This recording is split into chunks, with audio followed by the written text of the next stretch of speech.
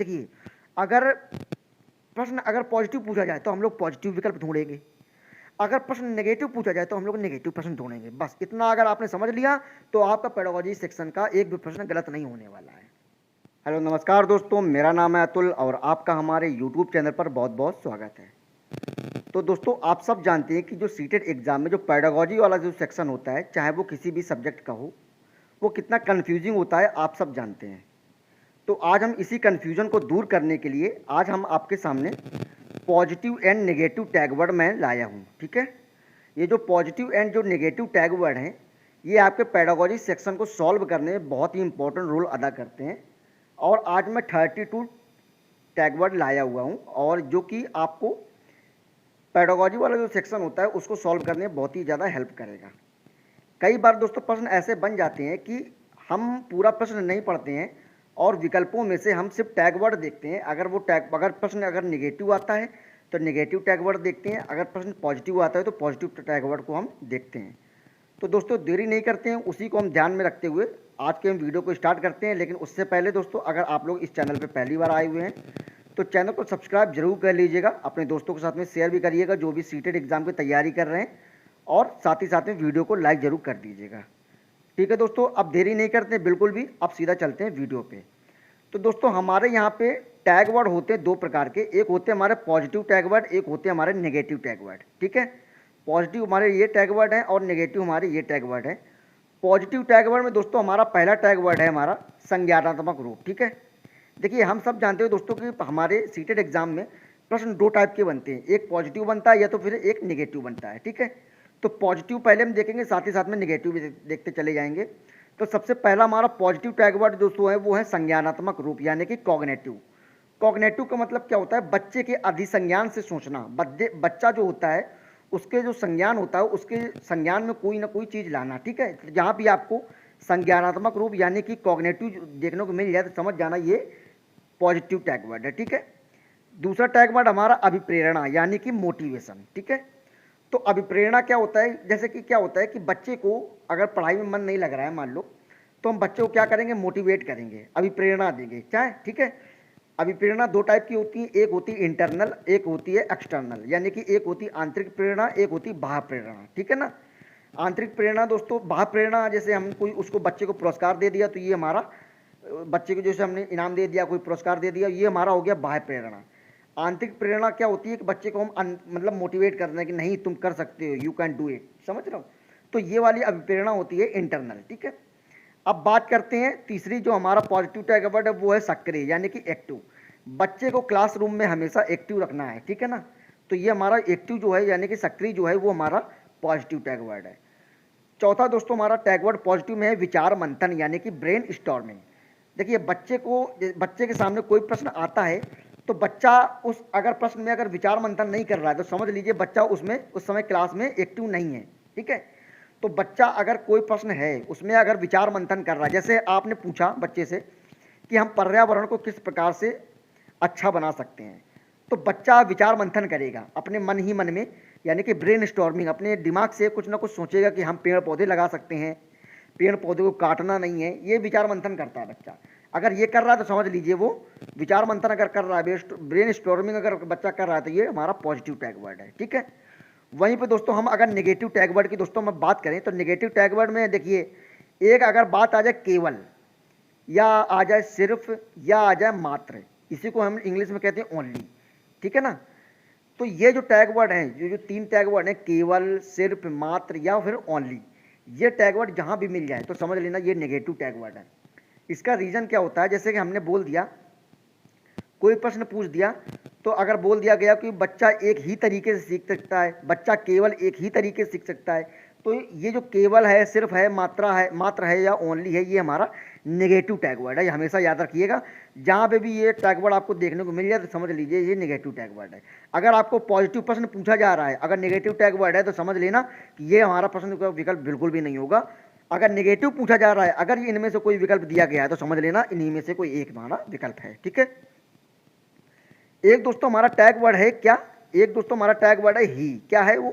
एक tag word हमारा ही, उसको भी हम दोस्तों देखते हैं। जो ही टैग वर्ड है दोस्तों ये हमारा देखने को मिलता है हिंदी वाले सेक्शन में। ठीक है ना, तो बोलता है कि एक ही, अगर बोल दिया एक ही तरीके से, जैसे विकल्प हमारा बोल दिया जाए, हमारा अगर प्रश्न बोल दिया जाए कि इसको, इस प्रश्न को हम कितने तरीके से सॉल्व कर सकते हैं, तो विकल्प में हमारा दे दिया जाएगा कई तरीकों से सॉल्व कर सकते हैं। एक विकल्प में हमारा दिया जाएगा कि एक ही तरीके से सॉल्व कर सकते हैं, केवल एक ही तरीके से सॉल्व कर सकते हैं। तो केवल क्या है, नेगेटिव, एक ही मतलब और तरीके से सॉल्व नहीं कर सकते। तो ही जो है वो हिंदी पेडागोजी सेक्शन, हिंदी वाली जो सब्जेक्ट में जो पेडागोजी आती है उसमें ही बहुत नेगेटिव प्रभाव डालता है। ठीक है, बच्चे को रटना, स्मरण करना, जो ये है, ये हमारा नेगेटिव टैग वर्ड है। बच्चे को रटाना नहीं है, बच्चे को क्या करना है, समझाना है। ठीक है ना, तो जहाँ पे रिकॉल, रटना, स्मरण करना आया, समझ लीजिए वो नेगेटिव टैग वर्ड है। देखिए बच्चा जहाँ पे एक्टिव होगा वो हमारा हो जाएगा सक्रिय। ठीक है, और बच्चा जहाँ पे निष्क्रिय होगा तो वो हो जाएगा हमारा पैसिव। ठीक है, तो जो हमारा निष्क्रिय है वो हमारा नेगेटिव टैग वर्ड है। मानकीकृत जो हमारा स्टैंडर्डाइज जो है वो भी हमारा एक नेगेटिव टैग वर्ड है। ठीक है दोस्तों, तो ये दोस्तों हमारे कुछ टैग वर्ड थे, और आगे हम देखते हैं कुछ और टैग वर्ड हमने लिए हुए हैं। आज मैंने 32 टैग वर्ड लिए हुए हैं, एक भी टैग वर्ड छूटेगा नहीं। ठीक है, तो अगला दोस्तों टैग वर्ड हमारा क्या है, संकलनात्मक समझ। ठीक है, संकलनात्मक समझ क्या होता है, कॉन्सेप्चुअल अंडरस्टैंडिंग। ठीक है ना, मतलब बच्चा कोई भी चीज़ को कॉन्सेप्ट बाई कॉन्सेप्ट अगर सीख रहा है तो बच्चा वो क्या हो रहा है, तो वो फिर पॉजिटिव टैग वर्ड हो जाएगा हमारा। ठीक है ना, पॉजिटिव विकल्प हो जाएगा। तो संकलनात्मक समझ यानी कि कॉन्सेप्चुअल अंडरस्टैंडिंग जो हमारा है वो पॉजिटिव टैग वर्ड है। यहीं पे अगर निगेटिव की बात करें तो निगेटिव हमारा, अगर बच्चे के बारे में अगर दंड देने की बात की जाए, सजा देने की बात की जाए, बच्चे को डराने या भयभीत करने की बात की जाए, है ना, या पनिश करने की बात की जाए, तो ये हमारे सब क्या है, बच्चे को ये सब नहीं करना है। बच्चे को डराना नहीं, धमकाना नहीं है, पनिश नहीं करना है। ठीक है ना, तो ये हमारा क्या हो जाएगा, ये हमारा निगेटिव टैग वर्ड हो जाएंगे। वहीं पे अगर अन्वेषण, देखिए विकल्प में खोज आ जाता है तो हम लोग समझ लेते हैं, एक्सप्लोरेशन आ जाता है तो हम लोग समझ लेते हैं, लेकिन जहाँ पे भी अन्वेषण शब्द आ जाता है तो हम लोग कन्फ्यूजन में आ जाते हैं, ये कौन सा शब्द है। तो याद रखिएगा दोस्तों, खोज को ही हम लोग अन्वेषण के नाम से जानते हैं। ठीक है, तो बच्चे को जहाँ पे खोज, अन्वेषण या एक्सप्लोरेशन की बात की जाए तो समझ लीजिए वो पॉजिटिव टैग वर्ड है। जैसे बच्चा हमेशा क्या करता है, बच्चे हमेशा खोजबीन करते हैं। अगर बच्चा खोजबीन कर रहा है तो बच्चा क्या कर रहा है, उसकी संकलनात्मक समझ जो है, कॉन्सेप्चुअल अंडरस्टैंडिंग जो है वो अच्छी होती है। तो जो अन्वेषण, खोज या एक्सप्लोरेशन जो है वो हमारा पॉजिटिव टैग वर्ड है। पुरस्कार दोस्तों हमारे पॉजिटिव भी होते हैं और नेगेटिव भी होते हैं। अब जैसे कैसे हम उसको हम समझते हैं, देखिए पॉजिटिव टैग वर्ड जो पुरस्कार दोस्तों जो हमारे हैं, यानी कि अवार्ड, बच्चे को पुरस्कार देना, आप लोगों को लगता होगा बच्चों को पुरस्कार देना ये तो हमारा पॉजिटिव हो सकता है, बिल्कुल आपको लगता है तो बिल्कुल आप सही हैं, लेकिन कहीं ना कहीं ये नेगेटिव भी है। वो पॉजिटिव कैसे, नेगेटिव कैसे, उसको समझते हैं। देखिए अगर खास बात पर मिले, अगर कोई खास बात पर अगर पुरस्कार बच्चे को मिल रहा है तो वहाँ पे होगा पॉजिटिव। ठीक है, लेकिन अगर छोटी छोटी बातों में हम अगर उसको पुरस्कार दे रहे हैं तो वहाँ पे हो जाएगा नेगेटिव। जैसे अगर बच्चे को हमने क्या किया, बच्चे को हमने खड़ा कर दिया, बच्चे से बोला कि ABCD सुनाओ, बच्चे ने सुना दिया। अब उसको ऐसा तो नहीं कि बस बच्चे ने ABCD सुना दिया तो उसको हम पुरस्कार तुरंत क्या नाम है कि एक पुस्तक दे दी या पुरस्कार ट्रॉफी वगैरह दे दी। छोटी छोटी अगर बातों में बच्चों में अगर पुरस्कार देंगे तो क्या होगा, बच्चे फिर उस चीज़ के लती हो जाएंगे, आदी हो जाएंगे, है ना। बच्चे फिर तभी सीखेंगे जब उनको पुरस्कार की मिलने की कोई उम्मीद होगी, तभी वो मन लगा के पढ़ेंगे, अन्यथा वो नहीं पढ़ेंगे। ठीक है, लेकिन अगर वहीं बच्चा अगर कोई खास मौका हो, जैसे हमारा 26 जनवरी 15 अगस्त में अगर बच्चा अच्छा प्रोग्राम कर रहा है, डांस अच्छा कर रहा है, या अच्छा कोई भाषण दे रहा है, या अच्छा राष्ट्रीय गीत गा रहा है, तो वो हमारा खास मौका होता है। उसमें अगर बच्चे को पुरस्कार देते तो वो हमारा पॉजिटिव हो जाएगा। अगर छोटी छोटी बात में बच्चों को पुरस्कार दे रहे हैं तो वो हमारा नेगेटिव टैग वर्ड हो जाएगा। उम्मीद करता हूँ दोस्तों आपको ये जो इसमें जो टैग वर्ड है वो आपको समझ में आया होगा। वहीं पे दोस्तों एक हमारा टैग वर्ड है खोजी अधिगम। बताया था मैंने, खोज, अन्वेषण या एक्सप्लोरेशन। वहीं पे एक दोस्तों हमारा है खोजी अधिगम, यानी कि डिस्कवरी लर्निंग, है ना। बच्चा जहाँ पे खोजबीन कर रहा है तो समझ लीजिए वो हमारा पॉजिटिव टैग वर्ड है। ठीक है दोस्तों, अब आगे देखते हैं दोस्तों, आगे हम देखते हैं और भी हमारे टैग वर्ड है। तो आगे हमारा टैग वर्ड दोस्तों है जो हमारा है वो क्या है, वो हमारा है समझना, यानी कि अंडरस्टैंड। अगर जहाँ भी समझना या ना अंडरस्टैंड की अगर विकल्प में अगर टैग वर्ड आ रहा है, समझ लेना, वो भी हमारा पॉजिटिव टैग वर्ड है। ठीक है, मैंने आपको पिछले में बताया था रटना, कंठस्थ करना या याद करना, ये सब हमारा क्या है, नेगेटिव टैग वर्ड है। यानी कि इसी को इंग्लिश में हम लोग बोलते हैं रोट मेमोरीज। बच्चे को जहाँ पे भी रोट मेमोरीज करवाई जा रही है तो वो हमारा नेगेटिव टैग वर्ड हो जाएगा। ठीक है दोस्तों, एक चीज़ हमेशा याद रखिएगा, एक सबसे ज़्यादा जो इम्पोर्टेंट है वो हमारा है बाल केंद्रित। वैसे इम्पोर्टेंट सारे हमारे जो टैग वर्ड हैं वो सारे इंपॉर्टेंट है। वहीं पे हमारा है बाल केंद्रित, यानी कि चाइल्ड सेंटर्ड। याद रखिएगा, अगर किसी भी विकल्प में चाइल्ड सेंटर अगर दिया गया है, अगर वो पॉजिटिव प्रश्न है, अगर प्रश्न में केवल, अलावा या नहीं, अगर ये सब नहीं है तो समझ लेना वो पॉजिटिव टैग वर्ड है। अगर प्रश्न अगर पॉजिटिव है तो समझ लीजिए अगर उस विकल्पों में से बाल केंद्रित कहीं भी दिया गया है तो आप लोग आंख मीच के चाइल्ड सेंटर या बाल केंद्रित लगा देना, आपका विकल्प सही हो जाएगा। ठीक है, तो बच्चे को हमेशा बाल केंद्रित रहना है, बच्चे को बाल केंद्रित पर आधार हो, उसका अब बच्चे को आधार क्या होना चाहिए, बाल केंद्रित होना चाहिए, ना कि पुस्तक केंद्रित। अब देखिए बाल केंद्रित जो है हमारा पॉजिटिव हो जाएगा। वहीं पर दोस्तों अगर हम बात कर दें पुस्तक केंद्रित या टेक्स्ट बुक की अगर बात कर दें तो ये हमारा नेगेटिव हो जाएगा। अध्यापक केंद्रित की बात कर दें यानी कि टीचर जो सेंटर्ड होता है वो भी हमारा नेगेटिव हो जाएगा। पाठ्यक्रम केंद्रित हो जाएगा, करिकुलम सेंटर्ड जो वो भी हमारा नेगेटिव हो जाएगा। तो याद रखिएगा बाल केंद्रित जो होता है यानी कि चाइल्ड सेंटर्ड जो होता है वो हमारा होता है पॉजिटिव, और जो पुस्तक केंद्रित, अध्यापक केंद्रित या पाठ्य पुस्तक केंद्रित ये हमारा होता है नेगेटिव। ठीक है दोस्तों, अब दोस्तों आगे अगर देखें तो आगे हमारे और टैग वर्ड भी हैं, तो आगे देखते हैं इसमें है प्रोत्साहित। प्रोत्साहित मतलब क्या होता है, इनकरेज। क्या होता है इसका इंग्लिश में इसका नाम क्या होता है, प्रोत्साहित का इनकरेज। ठीक है, तो जहां भी बच्चे को प्रोत्साहन दिया जा रहा है, बच्चे को इनकरेज किया जा रहा है तो समझ लीजिए वो पॉजिटिव टैग वर्ड है। ठीक है, यहाँ पे भी समालोचनात्मक चिंतन यानी कि क्रिटिकल थिंकिंग, क्या है यहाँ पे क्रिटिकल थिंकिंग की बात की जा रही है, जहाँ पे भी समालोचनात्मक चिंतन यानी कि क्रिटिकल थिंकिंग की बात की जा रही है तो समझ लीजिए वो भी हमारा क्या है, वो भी हमारा पॉजिटिव टैग वर्ड है। ठीक है ना, वहीं पे अगर नेगेटिव टैग वर्ड की बात करें तो बच्चे को अगर हतोत्साहित किया जा रहा है, बच्चे को निरुत्साहित किया जा रहा है या डिस्करेज किया जा रहा है तो वो क्या हो जाएगा, वो हमारा हो जाएगा नेगेटिव टैग वर्ड। अगर हम बच्चे को, देखिए आपने देखा होगा हतोत्साहित, तो आप समझ सकते हैं कि हतोत्साहित मतलब बच्चे को हताश करना, लेकिन जब आ जाता है विकल्प में निरुत्साहित तो आप लोग थोड़ा सा कंफ्यूज में हो जाते हैं ये निरुत्साहित कौन सा विकल्प है, वर्ड है।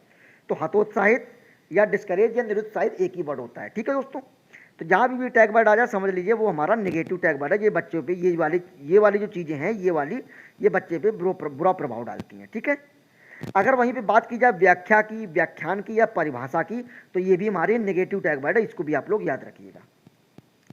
या बच्चे को अगर बोल दिया जाए कि आप परिभाषा को याद करिए तो याद करिए, तो वैसे भी हमारा नेगेटिव है। जहाँ भी परिभाषा यानी कि डेफिनेशन की बात कर दी जाए, लेक्चर यानी कि कोई भी व्याख्यान की या व्याख्या की बात कर दी जाए तो वो भी हमारा क्या है, वो भी हमारा नेगेटिव है। तो ये वाला जो पोर्शन, ये व्याख्या, व्याख्यान, परिभाषा, ये हमारे हिंदी पेडागोजी में ज़्यादातर पूछे जाते हैं। ठीक है, वहीं पर दोस्तों अगर बात कर दें वेदन, एक वर्ड होता है हमारा वेदन। वेदन को हम लोग इंग्लिश में कहते हैं ड्रिल। ड्रिल को हम लोग ड्रिल या प्रैक्टिस एक ही चीज़ होती है, बस उसके नाम अलग अलग हैं। वेदन यानी कि ड्रिल या अभ्यास यानी कि प्रैक्टिस, ये क्या है, तो ये भी हमारा एक नेगेटिव टैग वर्ड है, याद रखिएगा। अगर बच्चे को बार बार अगर ड्रिल करवा रहे हैं, बच्चे को बार बार सिखा रहे हैं, मान लो एक प्रश्न है, एक सवाल है, बच्चे को वही बार बार सवाल लगवा रहे हैं तो बच्चा क्या होगा, बोर हो जाएगा।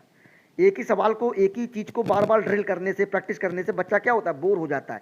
बच्चे को चाहे सवाल ना आ रहा हो तब भी वो उसको लगवा रहे हो कि आ जाएगा, समझ में आ जाएगा, लेकिन क्या होता है कि बच्चा जब एक ही सवाल को बार बार लगाता है, या आप ही लोग खुद देखिए, हम लोग जब तैयारी करते हैं तो एक ही टॉपिक जब बार बार पढ़ते हैं तो कितना बोरिंग लगता है ना। तो बच्चे को बार बार ड्रिल करवाना, प्रैक्टिस करवाना बच्चे पे बुरा प्रभाव डालती है, बच्चे को क्लासरूम में बोर कर देती है। तो ये भी हमारा क्या है, ये भी हमारा नेगेटिव टैग वर्ड है। अब दोस्तों अगर आगे और भी टैग वर्ड हैं उनको अगर हम दोस्तों देखते हैं तो एक हमारा है टैग वर्ड संवेदनशील। क्या है ये, संवेदनशील। तो ये जो टैग वर्ड है संवेदनशील वाला, ये टैग वर्ड दोस्तों हमारा ईवीएस पेडागोजी में बहुत ही इंपॉर्टेंट रोल निभाता है। ईवीएस पेडागोजी में आपको ये देखने को मिलता है संवेदनशील यानी कि सेंसिटिव। ठीक है ना, प्रश्न आपसे पूछ दिया जाएगा क्योंकि पेड़ पौधों के प्रति हमको कैसा रहना चाहिए, अगर पूछ दिया जाए विकल्पों में अगर संवेदनशील या सेंसिटिव है तो समझ लीजिए वही विकल्प हमारा एकदम करेक्ट हो जाएगा। ठीक है, तो संवेदनशील यानी कि सेंसिटिव हमारा पॉजिटिव टैग वर्ड है। वहीं पे अगर बात कर दी जाए भावनाएं की यानी कि फीलिंग्स की बात कर दी जाए तो ये भी भावना या फीलिंग्स, ये भी हमारा ईवीएस पेडागोजी सेक्शन में पूछा जाता है। ठीक है, तो भावनाएं, फीलिंग्स, ये भी हमारे क्या है, पॉजिटिव टैग वर्ड है। वहीं पे अगर एक दोस्तों बात कर दिया वेरी मोस्ट इंपॉर्टेंट है लचीलापन। आपको हर विकल्प में लगभग आपको सीटेट एग्जाम में हर सब्जेक्ट में आपको पेडागोजी में आपको ये वर्ड देखने को जरूर मिलेगा, लचीलापन यानी कि फ्लेक्सिबिलिटी। ठीक है ना, तो जहाँ पे भी लचीलापन, मैंने देखिए मैंने बाद में मैंने कुछ प्रश्न लिए भी हैं कि आपको बताऊंगा कि किस तरीके से प्रश्न इसमें पूछे जाते हैं, कैसे पॉजिटिव और नेगेटिव टैग वर्ड हम छांटेंगे, ये मैं आपको बताऊंगा आगे चल के। ठीक है, तो जो लचीलापन है, फ्लेक्सिबिलिटी है, बच्चे के पाठ्यक्रम में, बच्चे के खेल कूद में क्या होना चाहिए, बच्चे के पढ़ाई लिखाई में क्या होना चाहिए, लचीलापन होना चाहिए हमेशा, कठोरपन नहीं होना चाहिए, हमेशा लचीलापन होना चाहिए, फ्लेक्सिबिलिटी होनी चाहिए बच्चे की हर एक चीज़ में। ठीक है ना। बात कर दी जाए यहीं पे उपदेशात्मक, यानी कि उपदेशात्मक, बच्चे को उपदेश हमेशा कभी भी नहीं देना, याद रखिएगा। बच्चे को अगर आप क्लासरूम में या कहीं पे भी उपदेश दे रहे हैं तो ये नेगेटिव प्रभाव डालता है बच्चों पे, और ये उपदेश या उपदेशात्मक या उपदेश देना बच्चे पे नेगेटिव प्रभाव डालता है, ये हमारा नेगेटिव टैग वर्ड हो जाएगा। ठीक है। अब दोस्तों एक हमारा टैग वर्ड और है जिसको हम बोलते हैं कलन विधि। क्या बोलते हैं इसको दोस्तों हम बोलते हैं कलन विधि। आप लोग इसको ध्यान रखिएगा, ये हमारा जो टैग वर्ड है कलन विधि, आप लोग इसको ध्यान रखिए। कलन विधि जो है वो मैथ पेडागोजी सेक्शन में बहुत ही ज़्यादा पूछा जाता है। तो कलन विधि दोस्तों है, इसमें होता क्या है कि देखिए, जहाँ बच्चा जहाँ अटक जाए तो टीचर उसे तुरंत ना बता करके उसे चिंतन करने दें। यानी कि बच्चे को हमने कोई सवाल दिया, बोर्ड में लगाने के लिए, कॉपी में लगाने के लिए बच्चे को हमने कोई सवाल दिया, अब बच्चा उस सवाल में क्या हुआ, अटक गया। अब बच्चा अगर सवाल में अटक गया तो इसका मतलब ये नहीं कि टीचर तुरंत उसको सही करवाए, तुरंत करेक्शन करवाए, नहीं, ये नहीं करवाना है। इसी को हम लोग कहते हैं कलन विधि, समझ रहे हैं।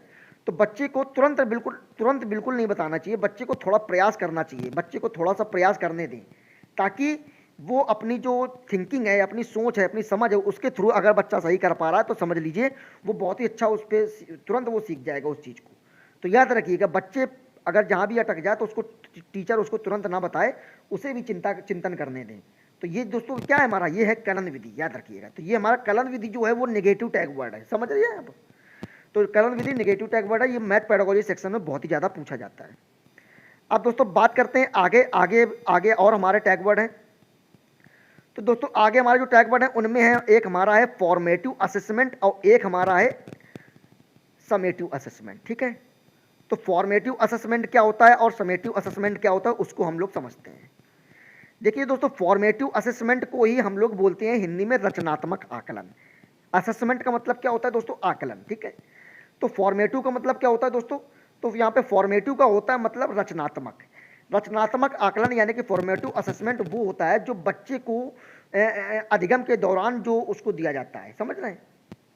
यानी कि पढ़ाने के दौरान किया गया जो आकलन होता है वो होता है हमारा फॉर्मेटिव असेसमेंट, समझ रहे हैं। इसमें दोस्तों किस टाइप के प्रश्न आते हैं, इसमें जैसे हम लोग क्या करते हैं, इसमें बच्चों पे डिस्कशन करते हैं, समझ रहे हैं, या बच्चे को ओपन एंडेड जो क्वेश्चंस देते हैं वो हमारे सब क्या है, फॉर्मेटिव असेसमेंट है। इसी को आप लोग अगर आपको रचनात्मक आकलन देखने को मिल जाए तो समझ लीजिए वही हमारा फॉर्मेटिव असेसमेंट है।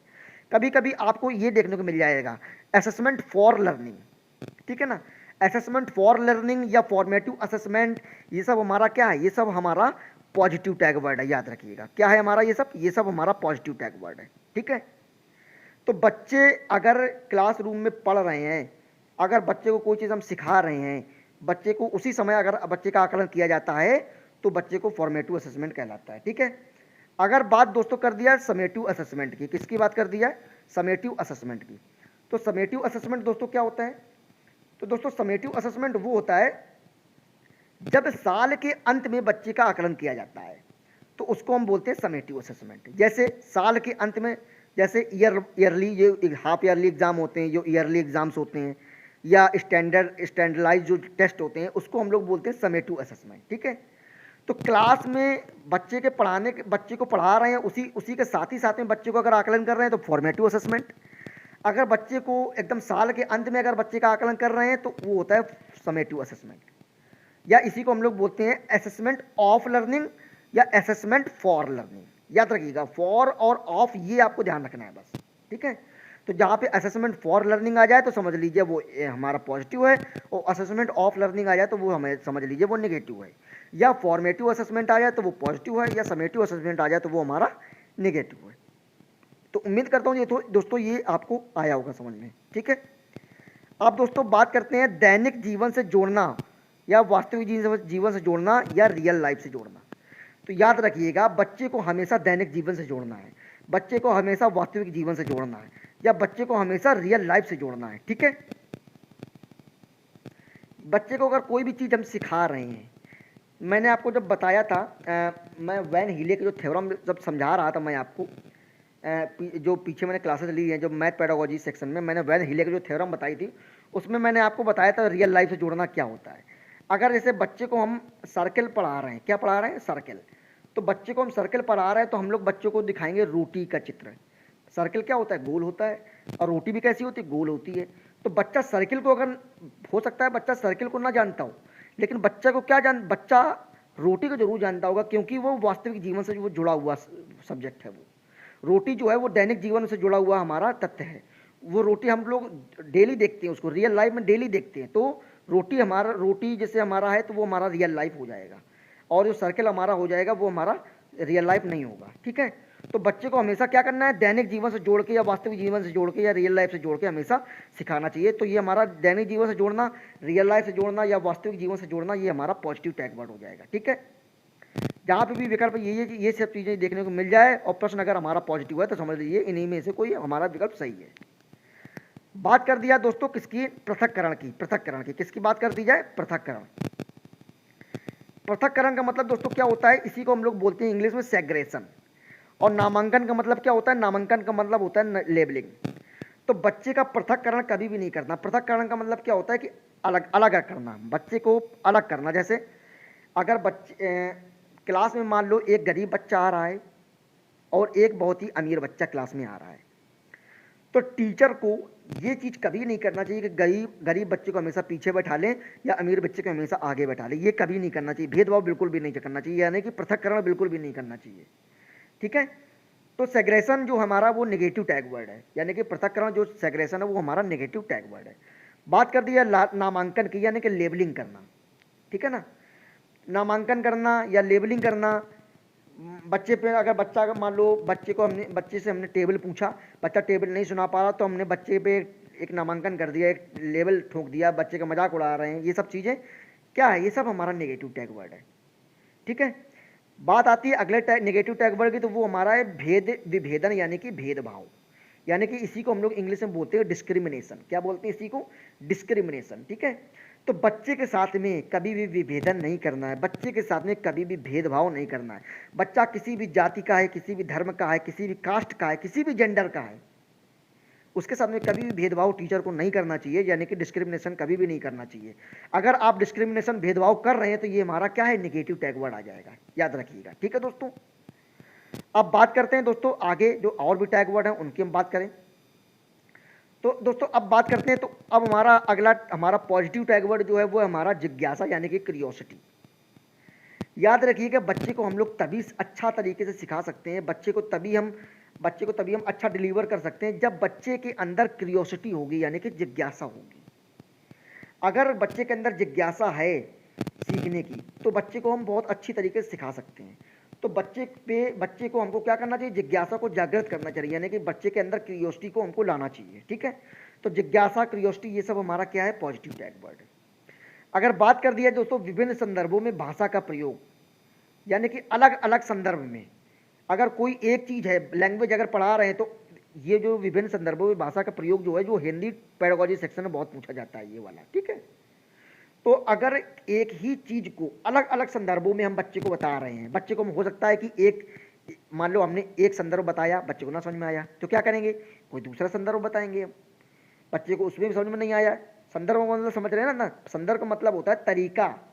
ठीक है, मैथ का सवाल है, मान लो हमने मैथ का सवाल में कोई चीज़ हमने सवाल बताया, बच्चे को एक तरीके से सवाल मान लो हमारा एक रूल है हमारा, उस नियम से हमारा बच्चे को समझ में नहीं आ रहा, तो क्या करेंगे, बच्चे को दूसरे नियम से समझाएंगे, दूसरे नियम से नहीं आ रहा तो तीसरे नियम से समझाएंगे।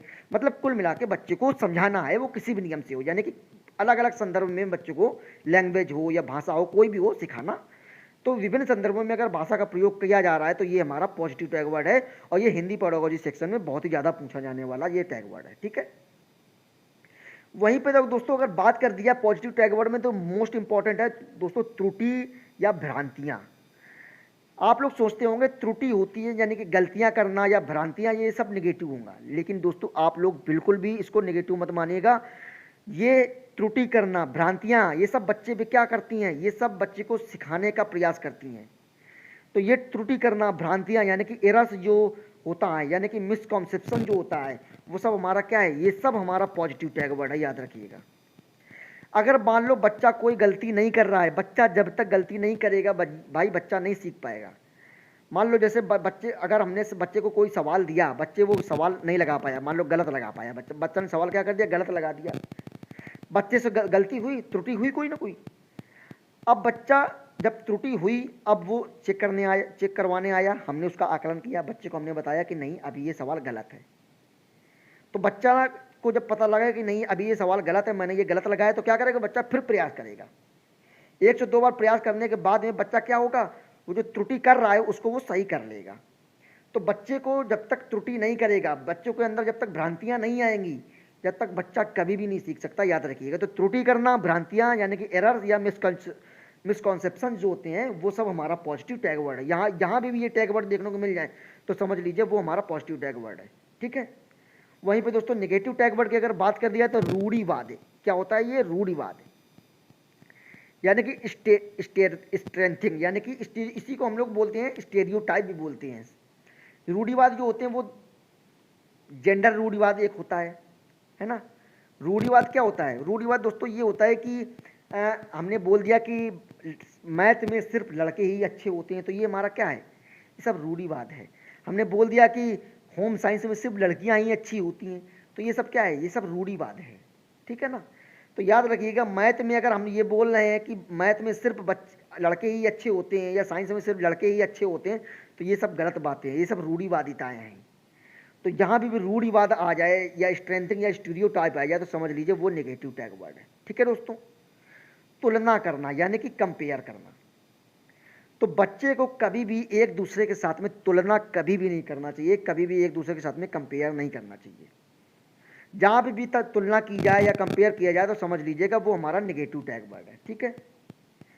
अगर शिक्षक का निर्देश देना, याद रखिएगा दोस्तों, शिक्षक अगर किसी बच्चे को कहीं ना कहीं निर्देश दे रहा है तो वो हमारा क्या हो जाएगा, नेगेटिव टैग वर्ड हो जाएगा। मतलब शिक्षक को बच्चे को कभी भी निर्देश नहीं देना चाहिए, है ना। अगर टीचर अगर बच्चे को निर्देश दे रहा है तो समझ लीजिए वो गलत कर रहा है, यानी कि वो नेगेटिव टैग वर्ड हमारा हो जाएगा, यानी कि नेगेटिव प्रभाव डालेगा बच्चे के प्रति। अब दोस्तों आगे हम बात करें और भी हमारे पॉजिटिव और नेगेटिव टैग वर्ड और भी हैं हमारे, उसमें से दोस्तों हमारा है एक अवसर। आपको जो अवसर है वो बहुत ही इंपॉर्टेंट है, ठीक है, इंपॉर्टेंट है, ये काफ़ी बार पूछा जा चुका है। तो अवसर क्या होता है, अपॉर्चुनिटी इसको बोलते हैं, ठीक है ना। तो बच्चे को जहाँ भी अवसर प्रदान किया जा रहा है, जहाँ भी बच्चे को अपॉर्चुनिटी प्रदान की जा रही है तो वो बच्चे के लिए बहुत ही अच्छा है, वो हमारा पॉजिटिव टैग वर्ड हो जाएगा, है ना। वहीं पे अगर बात की जाए निगेटिव टैग वर्ड की, तो जहाँ पे बच्चे को उपेक्षा की जा रही है, क्या की जा रही, उपेक्षा, नज़रअंदाज करना या इग्नोर करना। बच्चे को कभी भी इग्नोर नहीं करना चाहिए। बच्चे को अगर इग्नोर किया जा रहा है क्लासरूम में या कहीं और भी तो बच्चे पे ये बुरा प्रभाव डालती हैं, तो ये हमारा नेगेटिव टैग वर्ड हो जाएगा, ठीक है। आप लोग याद रखिएगा, इग्नोर करना यानी कि नज़रअंदाज करने का मतलब ही उपेक्षा होता है। उपेक्षा इंपॉर्टेंट है, ये टैग वर्ड जब आ जाता है, ये शब्द जब आ जाता है तो आप लोग पूछते कि ये उपेक्षा क्या है, ठीक है। तो उपेक्षा का मतलब होता है नज़रअंदाज करना। तो नज़रअंदाज करना, उपेक्षा या इग्नोर कहीं भी आ जाए समझ लीजिएगा वो नेगेटिव टैग वर्ड हमारा है। बात कर दिया लोकतंत्रात्मक यानी कि डेमोक्रेटिक, तो याद रखिएगा स्कूल का माहौल और क्लास का माहौल हमेशा कैसा होना चाहिए, तो वो होना चाहिए डेमोक्रेटिक यानी कि लोकतंत्रात्मक होना चाहिए, ठीक है। तो लोकतंत्रात्मक यानी कि डेमोक्रेटिक जो है वो पॉजिटिव टैग वर्ड हमारा है। बात कर दिया चर्चा की यानी डिस्कशन की, याद रखिएगा जो चर्चा करना, डिस्कशन करना, ये सब हमारा पॉजिटिव टैग वर्ड है। अगर ग्रुप में बच्चे अगर ग्रुप में बैठे हैं, क्लासरूम के सारे बच्चे ग्रुप में बैठे हैं और एक टॉपिक उनको कोई दिया गया, मान लो हमारा टॉपिक दिया गया ओजोन लेयर, कोई हमने क्लास में लड़कियां भी हैं और लड़के भी हैं, 2 ग्रुप बना दिया है। अब क्या करना है, आपस में चर्चा करना है यानी कि डिस्कशन करना है। एक टॉपिक हमने दे दिया ओजोन लेयर। अब ओजोन लेयर के बारे में कुछ बच्चे लड़के जो हैं वो अलग अलग पॉइंट लाएंगे और लड़कियां अलग अलग पॉइंट लाएंगी। तो यहाँ पे बच्चे को ग्रुप डिस्कशन करना यानी चर्चा करना बच्चे पे बहुत ही अच्छा प्रभाव डालती है और बच्चों को ये सीखने में बहुत ज़्यादा अच्छा मदद करती है। तो चर्चा करना, डिस्कशन करना बहुत ही पॉजिटिव हमारा टैग वर्ड है, ठीक है। वहीं पर दोस्तों अगर बात कर दिया अनुशासन की यानी कि डिसिप्लिन की अगर बात कर दिया है तो अनुशासन दोस्तों अगर बात कर दिया है तो अनुशासन हमारा नेगेटिव टैग वर्ड हो जाएगा। देखिए कहीं ना कहीं अनुशासन कुछ मायनों में अनुशासन सही होता है, लेकिन ज़्यादातर मायनों में अनुशासन जो है वो यानी कि डिसिप्लिन जो है बच्चे पे बुरा प्रभाव डालती है, तो ये नेगेटिव टैग वर्ड हमारा हो जाएगा। ठीक है, अब ऐसा भी नहीं है कि बच्चों को बिल्कुल डिसिप्लिन में नहीं रखना है कि बच्चा चलती हुई क्लास में रोटी खा रहा है या लंच कर रहा है, ये भी इतना तो डिसिप्लिन बना के रखना भी चाहिए, इतना तो डिसिप्लिन होना चाहिए। ठीक है, तो जो अनुशासन और डिसिप्लिन है वो विकल्प के अनुसार प्रश्न के अनुसार आप लोग रखेंगे, तो अनुशासन जो है वो पॉजिटिव भी होता है कहीं ना कहीं तक और कहीं ना कहीं तक निगेटिव भी होता है। ठीक है, बात कर दिया नियंत्रण की यानी कि कंट्रोल की। बच्चे को कभी भी कंट्रोल नहीं करना चाहिए, बच्चे को कभी भी नियंत्रण नहीं करना चाहिए, बच्चे को एकदम फ्री रखना चाहिए। बच्चा अगर मान लो सीख रहा है, बच्चे को मान लो क्लास मान लो 5 का बच्चा है, ठीक है, अगर वो किसी केमिकल के बारे में जानना चाहता है, अगर वो किसी केमिकल के बारे में या किसी चीज़ के बारे में जानना चाहता है, टीचर से पूछ रहा है, तो उस पर कंट्रोल नहीं करना है, या किसी चीज़ को अगर वो करके सीख रहा है तो उसको कंट्रोल नहीं करना है, उसको मना नहीं करना, उसको करने दिया जाए। अगर वो हानिकारक नहीं है बच्चे के लिए तो उसको करने दिया जाए, बच्चा उससे कुछ ना कुछ सीखेगा। तो याद रखिएगा बच्चे को कभी भी कंट्रोल नहीं करना चाहिए, नियंत्रण नहीं करना चाहिए। अगर जहाँ भी ये सब किया जा रहा है तो वो हमारा क्या हो जाएगा, नेगेटिव टैग वर्ड हमारा हो जाएगा। ठीक है, बात करते हैं दोस्तों और आगे हमारे टैग वर्ड हैं। तो आगे टैग वर्ड दोस्तों है हमारे संवेग यानी कि इमोशन। ठीक है, तो यहाँ भी इमोशन की बात की जाएगी, संवेग की बात की जाएगी। तो ये सब हमारा क्या है, संवेग हमारा क्या है, इमोशन क्या है, ये सब हमारा पॉजिटिव टैग वर्ड है। बच्चे के अंदर अगर संवेग खत्म हो जाएगा तो ये क्या होगा, संवेग अगर बच्चे के अंदर नहीं होगा तो बच्चे के अंदर बुरा प्रभाव डालेगी। संवेग का मतलब समझते हैं, संवेग का मतलब होता है हंसना, रोना, गाना, हंसना, रोना और किसी के प्रति सोचना, कैसा सोच रहा है, ये सब क्या होते हैं, इमोशंस होते हैं। ठीक है ना, तो ये सब चीज़ें क्या है, ये सब हमारा पॉजिटिव टैग वर्ड है। अगर मान लो संवेग दोस्तों क्या होता है कि और एक चीज़ मैं बता दूं, संवेग क्या होता है, जैसे कि टीचर जो होता है, अगर टीचर के अंदर सेंसिटिविटी नहीं है, इमोशन नहीं है, तो वो बच्चे को अच्छा नहीं सिखा पाएगा, याद रखिएगा। ठीक है ना, अगर बच्चा किसी चीज़ को लेकर के अगर बुरा फील कर रहा है तो बच्चे टीचर को भी उसको क्या नाम है कि इमोशंस टीचर के अंदर भी उसमें होना चाहिए। तो ये इमोशन है और ये संवेग है, ये हमारा पॉजिटिव टैग वर्ड है। वहीं पे अगर बात कर दिया करके सीखना यानी कि लर्निंग बाई डूइंग, तो बच्चा जब भी कहीं कुछ करके सीख रहा है तो वो हमेशा पॉजिटिव टैग वर्ड होगा। ये ईवीएस में बहुत ही ज़्यादा पूछे जाने वाला हमारा टैग वर्ड है, लर्निंग बाई डूइंग।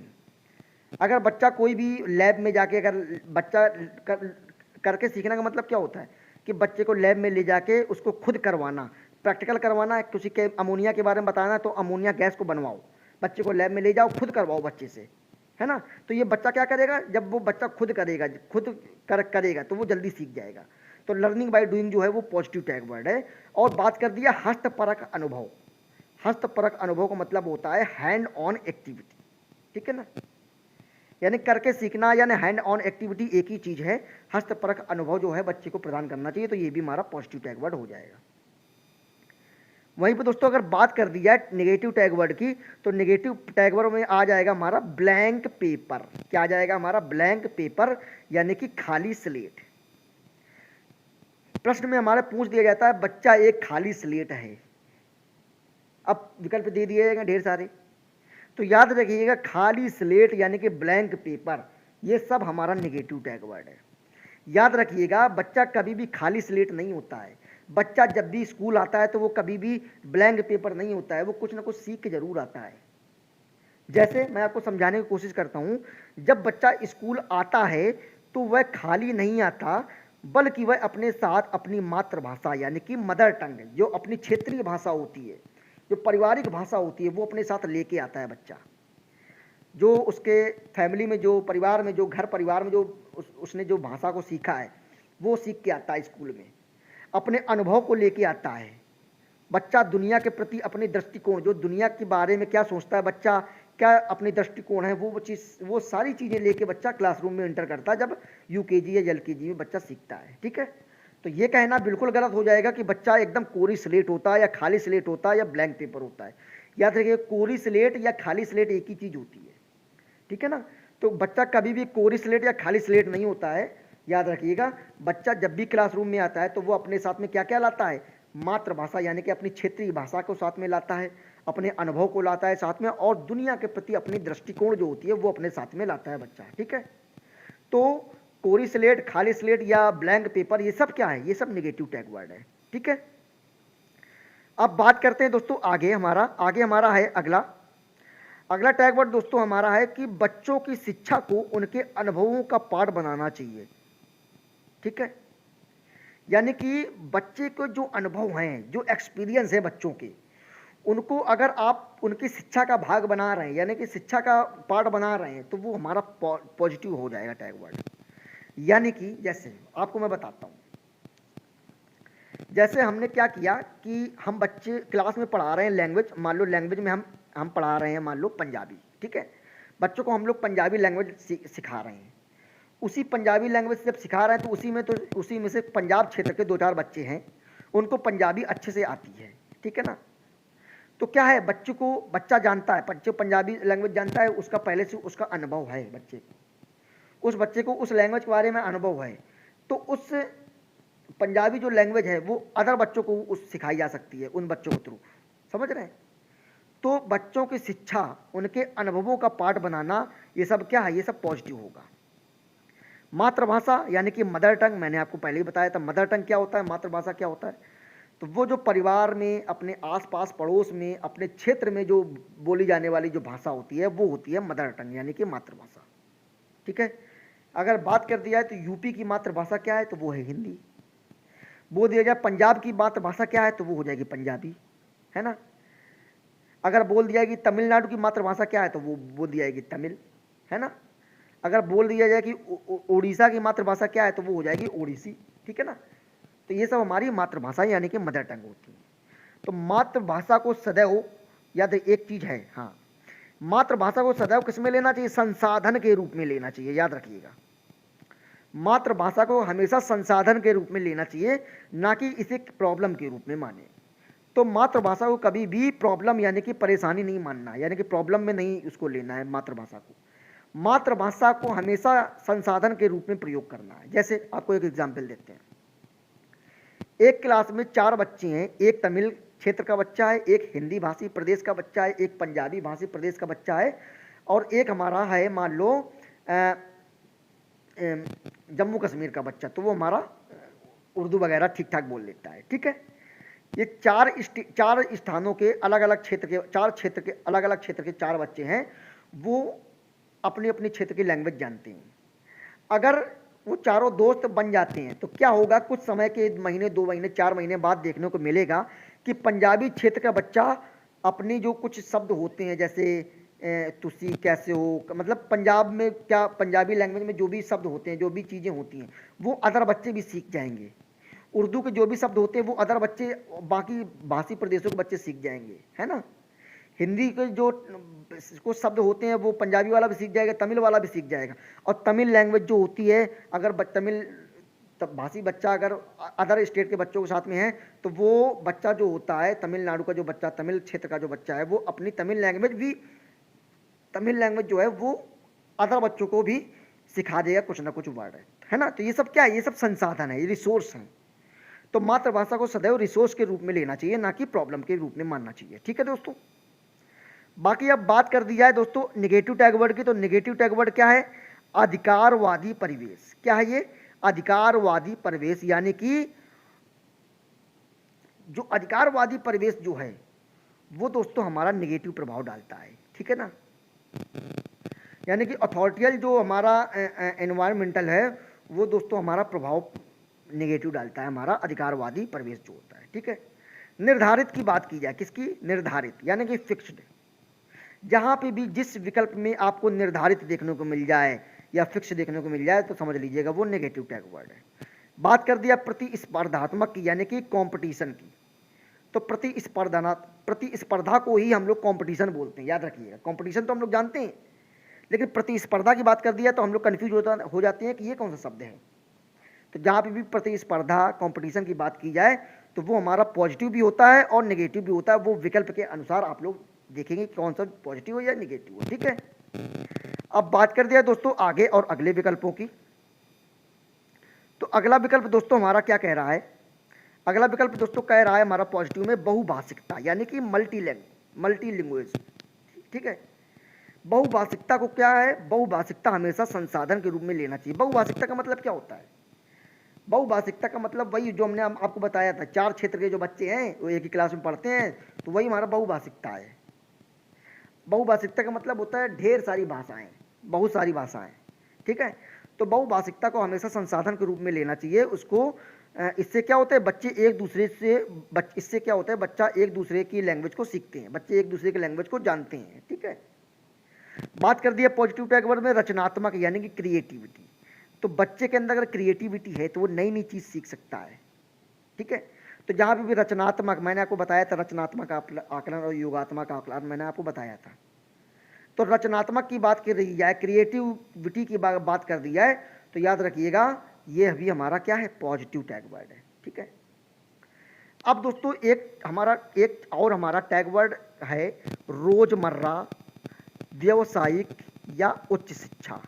ठीक है, उच्च शिक्षा नहीं है, सॉरी, रोजमर्रा, व्यावसायिक या उच्च अंकों या ग्रेड की शिक्षा जहाँ पर भी बात की जाए तो वो हमेशा नेगेटिव टैग वर्ड होगा। ठीक है, विकल्प में जैसे हमारा कोई प्रश्न दे दिया विकल्प, उसमें से विकल्प दे दिया जाए, या बच्चे को व्यावसायिक में उपलब्धता कराने के लिए, बच्चे को उच्च अंक प्राप्त करवाने के लिए, या बच्चे को रोज़मर्रा ज़िंदगी से जीने के लिए, ये सब विकल्प हमारा दिया जाएगा, तो वो सब हमारे क्या है, ये सब नेगेटिव टैग वर्ड है। अगर बच्चे को हम कोई चीज़ सिखा रहे हैं तो बच्चे को इसलिए नहीं सिखा रहे हैं, बच्चे को इसलिए हम नहीं पढ़ा रहे हैं कि वो व्यवसाय करे, या मतलब व्यवसाय तो करेगा ही, बाद में करेगा, मतलब व्यवसाय के लिए बच्चे किस बात पे केंद्रित होकर बच्चे को सिखाना चाहिए, बच्चे को इस चीज़ पे होकर केंद्रित सिखाना चाहिए कि बच्चा उस चीज़ को सीखे, है ना, या उस चीज़ को केंद्रित नहीं करना चाहिए कि बच्चे उससे अच्छे अंक लाएंगे। नहीं, हमारा उद्देश्य, टीचर का एक उद्देश्य क्या होना चाहिए, बच्चे अच्छे अंक ना लाएं भले ही, लेकिन बच्चे अगर उस चीज़ को सीख गए अपने व्यवहारिक जीवन में, अगर वो सीख गए तो अच्छे अंक से लाना कहीं ज़्यादा बेटर है, अगर बच्चा उस चीज़ को सीख जाता है वो चीज़ें। हम और आप में भी कई सारे ऐसे बच्चे होंगे जिनके परसेंटेज तो भैया 90-95 लिए बैठे हैं, लेकिन उनसे अगर पूछ दिया जाए कि प्रेजेंट इंडेफिनिट टेंस क्या होता है तो वो भी नहीं बता पाते, है ना दोस्तों। तो ये चीज़ कहीं ना कहीं तो होता है। तो ये अच्छे अंक पाना, ग्रेड पाना, है ना, रोज़मर्रा की ज़िंदगी, व्यवसायिक, ये सब जो चीज़ें, ये शब्द जो हैं वो हमेशा मैथ पेडागोजी में आपको देखने को मिलेंगे, याद रखिएगा दोस्तों।